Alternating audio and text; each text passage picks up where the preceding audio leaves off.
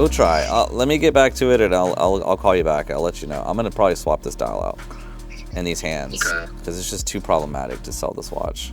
I like the bezel though. The bezel's decent. It's not terrible. Well, let me cut you loose. Let me get back to inspecting this thing. All right, bro. I'll talk to you later. Yeah, so this watch just came in. It's nice. It's got a decent case. It's not terrible. It's got the chamfers, but you can only see them with a loop, so whatever that's worth. 1675 gold. It's got a crummy chocolate dial on it. It's kind of crummy, and it's okay. I just don't like under the loop. I'm too particular. When I sell something like this to a client, I want it to be perfect. I'm not gonna sell somebody a vintage watch that's just like not nice. So as much as I hate to say it, I would take this chocolate dial out. I have a very nice, perfect condition black dial with matching hands. It's really, really nice. And that would make this watch pop. And we'll keep the chocolate dial on the side. If somebody wants it, they can have it, I guess. But I don't know. The hands are jacked up. They don't look good on the loop. One hand is reloomed poorly.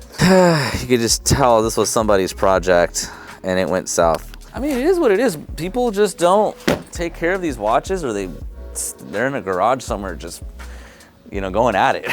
Just like, let the watchmakers do their job, Dude, what's your code?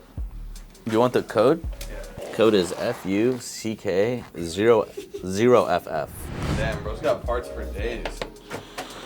Literally. And here I was thinking about selling every single one of them. Why? Just this money's sitting, bro. Yeah. I could turn this money over elsewhere. Okay, I think this is it. So look, we've got a really nice handset. This is for that watch, okay? So we'll have that put on. Yeah. All right, you're good. Okay, so look, that handset, okay, with this dial, like, contrary to what people think, the black dial is really, really nice on that watch. So, he's a very shaky videographer. What's up? Did we win anything? Did we win any bids? You're good. So we'll take those two, get it swapped over. As much as, I don't know, I gotta see if I have a bezel for that watch. I don't have any gold GMT bezels, and this is not gonna work. That's not gonna work. The rest are steel. Yeah, that's it. Well, We're gonna get that dial swapped out, and then it's gonna be a really nice watch. You know what? I hate the strap on that watch. Let's get rid of that strap. I'm not crazy about this strap, but it's much better than this. This is just trash. God, I swear, I go through GMT crystals more than any other crystal in this industry. 1675, like, I need as many as I can get. I would buy 10 at a time, to be honest. Every 1675 I get, for some reason, needs a new crystal.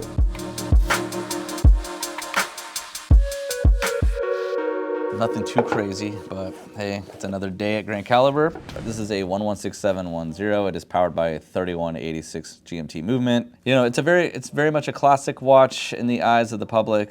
These are just holding value very strong right now with everything that's obviously going on with the market. These are still just doing pretty well. I mean, these are go-to watches for beginner collectors or anybody just getting into their first Rolex. This is the perfect watch to get into. It's very robust, it's very solid. And obviously, it's a little bit different than a Submariner, so you kind of get that factor from it too. So it's not just another sub. So, it's definitely a good watch. If you're looking to getting your first Rolex, consider the GMT Master. And if you're looking to step up a little bit, we could definitely talk about this watch, 116520. And there's two different buckles on these watches that you want to pay attention to. This is the larger buckle. They consider it the more modern buckle. And the one that I'm wearing, which is the Meteorite Daytona, has the older buckle, which to me, it doesn't really matter. But when you open up the clasp, this is where things get a little tricky. So it kind of has almost like a presidential style, almost. It's kind of combining that president clasp with the sport clasp. And they stopped doing that around 2007, kind of around that era. They started utilizing this bigger clasp, which gives you more of this style. To me, this is a much better clasp, but does it really matter? Not particularly. It'll, obviously you'll save a little money if you don't mind a older D serial, F serial, Y serial, or even a P serial Daytona. You can pick those up a little bit cheaper than these simply for the fact that they have that older buckle. And this one does have box and papers. And if you're looking to step up into a watch sub 20K, this is the perfect watch to get into. The next one is sold to a friend of mine. And we have a Pepsi. And this one is an old card with white tag, so it's after 2017. But yeah, Pepsi's keep rumoring that these are gonna get discontinued. I highly doubt it. I hate when people start these rumors. It always fails every single time. They ran that rumor with the John Mayer for 3 years. People bought them right before they got discontinued, and they lost their ass on them because they would drop after Rolex releases new models, and lo and behold, the John Mayer was still on the website. So obviously, they're going to discontinue every watch at some point, but usually it's to replace it with a predecessor. So I don't know if they do ever discontinue this reference. My guess is we would see the 226710 BLRO, you know, so that's just a guess. And maybe it would get a little bit wider bracelet, maybe different profile, maybe that they'll slim the case down a little more like the sub. They do some small stuff to it, but we would see, you know, a new GMT reference come about, but because this reference has been around for quite some time. So we'll see. The 126710 to 2267, maybe it goes to a 42 because the Explorer 2 is huge. So maybe they'll do that with the GMT, who knows.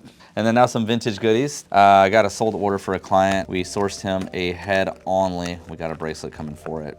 Vintage 6239. 1.4 million serial. The client wanted something a little bit on the lower inside of the vintage Daytona market, obviously, because you know how it is. These watches could be $50K, they can be $250,000 depending on the dial.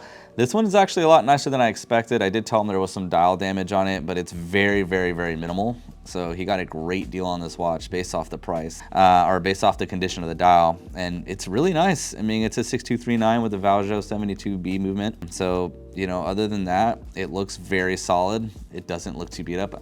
There's been a few of these running around for sale that have clearly have damaged dials from humidity and so forth. But everything from the edges to the dial to the sunburst and the sub windows to the wall. Yeah, basically. They look really good. There's a couple of small little, we'll call it inclusions on the dial that you can make out, but it's not super easy to see right away.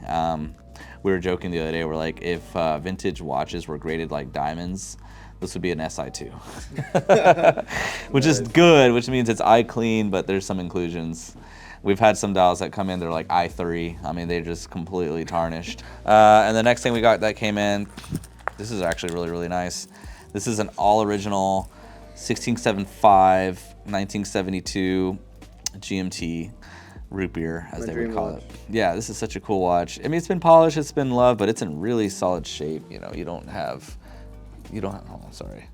too much stretch there. And the class matches the year of the watch. It's a 72. Fun fact, if you ever see what looks like stainless steel end links on a two-tone root beer, that's actually correct. They actually did that. I don't know why they didn't make this part gold, but they didn't, so it's not uncommon to see that in a correct, much older 1675 root beer. At first time I saw that, I was swearing up and down it wasn't correct, but then sure enough, with a little bit of research, I was proven wrong, it is correct. So I just got this watch back. I sent it out to get repaired because I wasn't happy with the condition of the dial. The dial was, let's call it an SI2, was kind of a, you know, it was a brown dial, exactly like this, but it had stains and just chicken scratch, and that's not the quality that I want to represent. So I sent the watch off and had a new dial put in it, which was also period correct.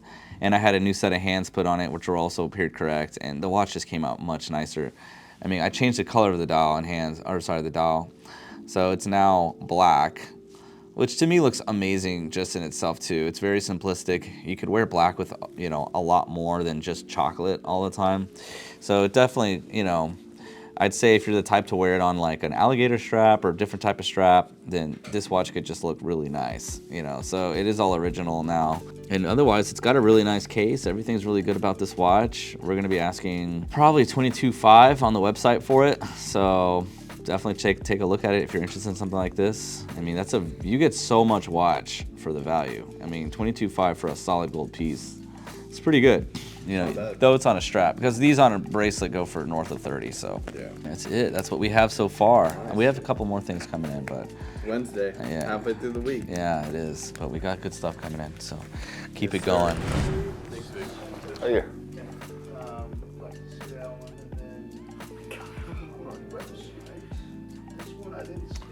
That's a good one. Yeah, definitely one of my favorites for sure. Just a little bit extra protection there on the top, but then yep, on the buckle as well. So see how that fits. Is this your first Daytona? Yes. Yeah. And it'll probably be my only one. Well, if there was one to have, the white dial Panda, I mean, that's it. It fits perfect. Man, I think the Daytona is the perfect for like both men and women to wear. With the It's a good size. With the case design. Those have a maxi case, but that has that little bit more tapered. So my whole thing is just like, look, if you need anything, if you want advice, if you need help sourcing anything, you know, just reach out. I'm here for you. So moving forward, you won't have to worry about that experience again, you know.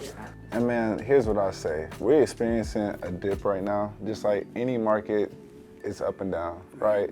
If you look back, you know, me and Marco were buying Hulks at 6,500, 7,000. Inflation, you know, the value of a dollar, all of that will change. That's inevitable. It's gonna change. So no matter what, 5 to 10 years from now, prices won't be the same. Houses, cars, watches, you know, but you can enjoy They it. will Appreciate. Exactly. Exactly. You're gonna have this in between, yeah. you know, but You'll have the dips up and down, you're just like gonna, the stock market. Exactly. If I could do anything, just not earn a dollar, like this would be it, you know. So I don't care what it is. Like I said, not everybody. I can't sell everybody a watch. It's not about that. Like if you see something somewhere and you want to know the market, want to know if it's a good deal, call me, text me. You're not gonna bother me, man. I don't care if it's a Saturday, 3 in the morning.